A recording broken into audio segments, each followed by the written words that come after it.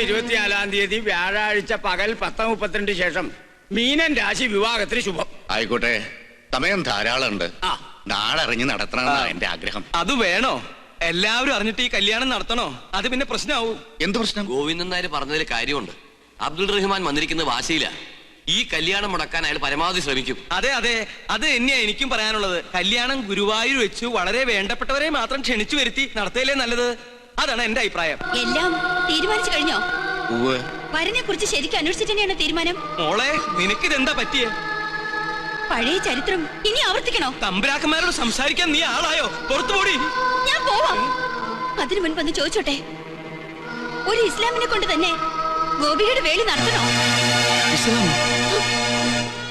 നീ ആരെ കുറിച്ചായി പറയണേ? ബാധയാ, ഇത് ബാധയാ. എന്റെ ദേഹത്ത് നിന്നും ഇവളുടെ ദേഹത്ത് കയറിയതാ. അസംബന്ധം പറയാതെ പോടി. അയാൾ ഉണ്ണികൃഷ്ണനല്ല. ഉണ്ണികൃഷ്ണനായിട്ട് വേഷം കെട്ടി വന്ന ചതിയനാ, ചതിയൻ. ബഹുമാനപ്പെട്ട തിരുമനസഭകളെ, മറ്റു തമ്പുരാക്കന്മാരെ, കേറി വന്നാൽ തലയടിച്ച് പൊട്ടിക്കുമെന്ന് ഉറപ്പുള്ളതുകൊണ്ടാണ് നോം ഇങ്ങനൊരു സാഹസത്തിന് മുതിരുന്നത്. പൂജ ചെയ്യാൻ പൂണൂലിട്ട് വന്ന ഉണ്ണികൃഷ്ണൻ ആരാണെന്ന് നിങ്ങൾക്കറിയോ? നോം പറയാം. കേട്ടില്ല എന്ന് തോന്നുന്നു. ലോട്ടറി ഇവിടെ നിൽക്കുക, സൈക്കിൾ ഇട്ട് തരിക. ഈ ഉദയപുരം പാലസ് അസ്തമയപുരം പാലസ് ആക്കാൻ വന്ന കള്ള പൂജാരിയാണവൻ. എന്ന് തിരുമനസേ, നമ്മളോട് അടുക്കരുത്. സൈക്കിൾ എടുപ്പിച്ച് കൊല്ലും.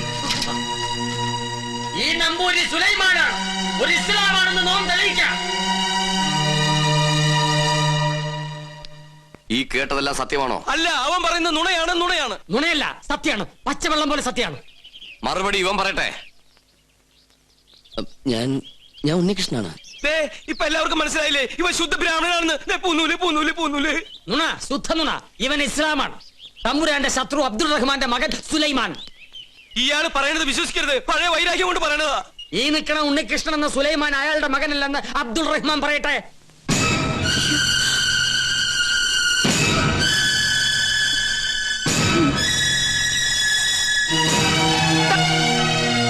അല്ലേ? ആ നിൽക്കണ അബ്ദുൾ റഹ്മാൻ നിന്റെ ബാപ്പയല്ലേ? പറയും, നിന്റെ തന്ത ആരാണ്?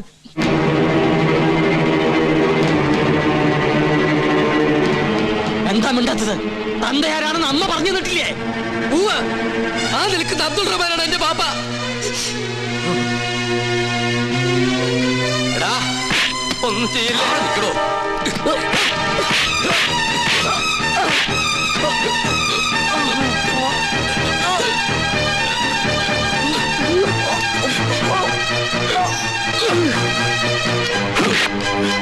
തൊട്ടുപോകരുത്.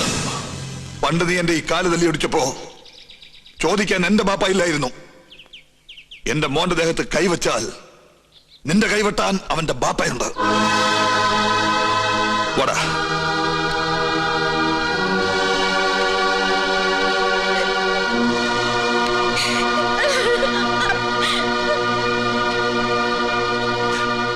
ഇപ്പൊ നിനക്ക് തൃപ്തിയായില്ലേ? എല്ലാം അറിഞ്ഞിട്ടും താൻ ഒരേ രക്തമാണെന്നറിഞ്ഞപ്പോ കൂട്ടുനിന്നുപോയി. എന്നെ എങ്ങനെ വേണമെങ്കിലും ശിക്ഷിക്കാം.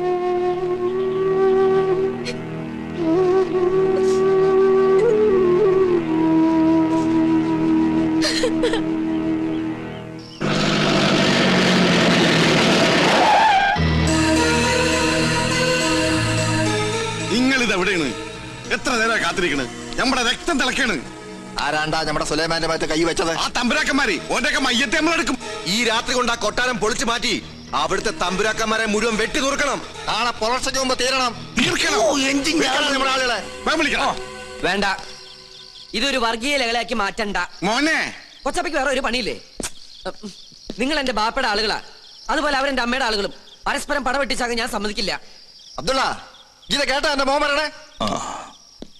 ഇവൻ അവളെ പെരുത്ത് സ്നേഹിച്ചു. ഇനി പിന്മാറില്ല എന്നാ. ഇതിനു വേണ്ടി നമ്മൾ ഇനി ചത്തുവന്നിട്ട് കാര്യമുണ്ടോ? പറയും. പിന്നെ അവരുടെ മുന്നില് അരക്കൽ തറവാട്ടുകാർ ഓച്ചാനിച്ച് നിൽക്കണോ? തോൽക്കാൻ പാടില്ല. ജയിക്കാൻ ഞാൻ നോക്കിയിട്ട് ഒറ്റ വഴിയേ ഉള്ളൂ.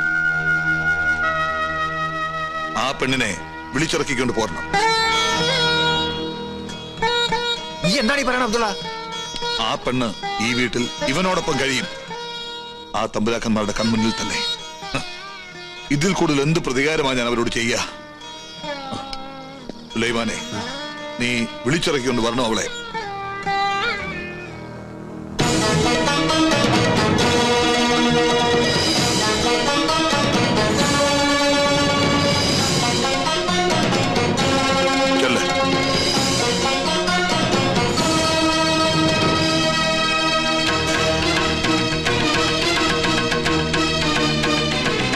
എന്തിനാ നീ ഇപ്പൊ ഇങ്ങോട്ട് വന്നത്? ഗോപികയെ കൊണ്ടുപോവാൻ. വേണ്ട, നീ വിളിച്ചാൽ എന്റെ പേരക്കുട്ടി ഇറങ്ങി വരുമെങ്കിൽ നിനക്ക് കൊണ്ടുപോകാം. ഗോപികേ,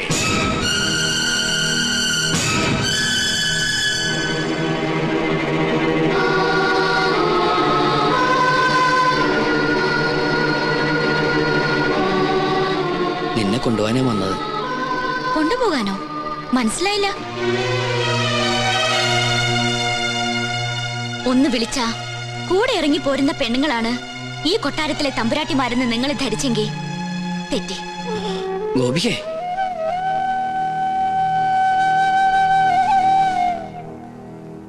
എല്ലാ സത്യങ്ങളും നിങ്ങൾക്ക് പറയായിരുന്നില്ല എന്നോട്. തെറ്റാണ് ഞാൻ ചെയ്തത്. ആരാണ് ഞാനെന്ന് പറഞ്ഞില്ല. പക്ഷെ എനിക്ക് പോലും ഉത്തരം അറിയാത്തൊരു ചോദ്യമുണ്ട്. എന്താ എന്റെ ജാതി? ഈ കൊട്ടാരത്തിൽ പറഞ്ഞ മാളവേ തമ്പുരാട്ടിയിൽ അബ്ദുൾ റഹ്മാൻ ഉണ്ടായ എന്റെ ജാതി ഏതാന്ന് നിങ്ങൾ ആരെങ്കിലും ഒന്ന് പറഞ്ഞതാ?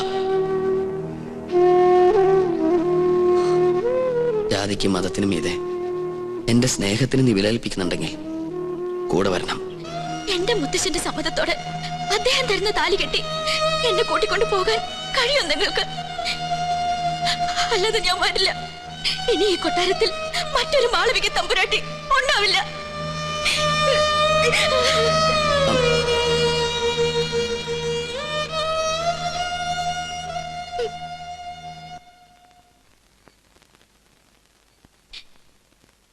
മോളെ,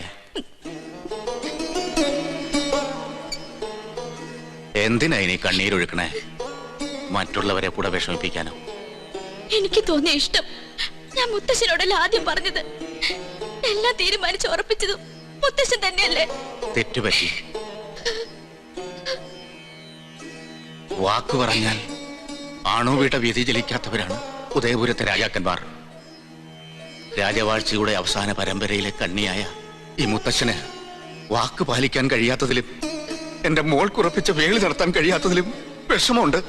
ആരും മനസ്സ് വിഷമിപ്പിക്കണ്ട. അച്ഛൻ തമ്പുരാൻ പറഞ്ഞ വാക്കിന് മാറ്റമുണ്ടാവില്ല. ബ്രഹ്മദത്തൻ നമ്പൂതിരിയുടെ മകൻ ഉണ്ണികൃഷ്ണനുമായി ഇവളുടെ വിവാഹം നടത്തുമെന്നല്ലേ അച്ഛൻ പറഞ്ഞത്? അതെ, അത് തന്നെ നടന്നിരിക്കും. തീരുമാനിച്ച ദിവസം തന്നെ, നിശ്ചയിച്ച മുഹൂർത്തത്തില്. വരിക.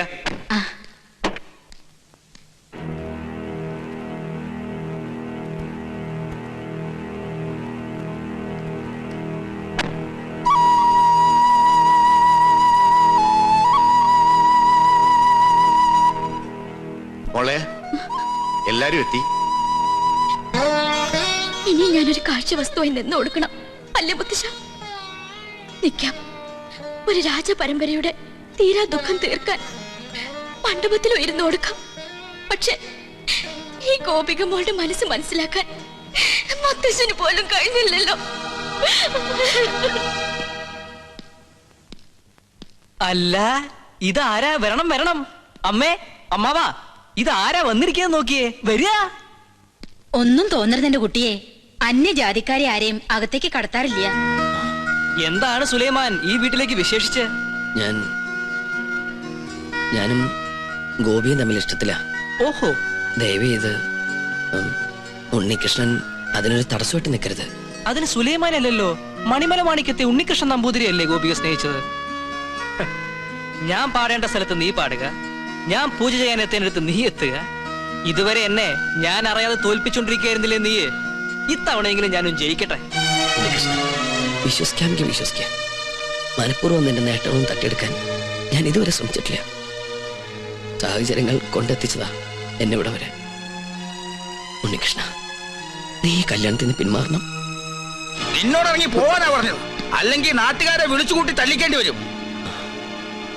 ആരെ വിളിക്കണ്ട, ഞാൻ പോയിക്കോളാം.